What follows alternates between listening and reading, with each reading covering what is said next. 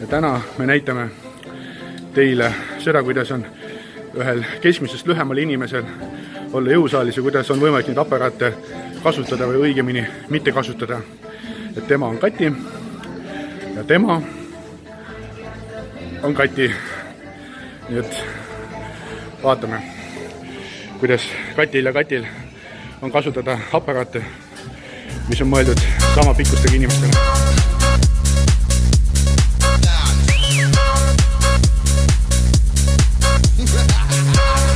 Замечательно.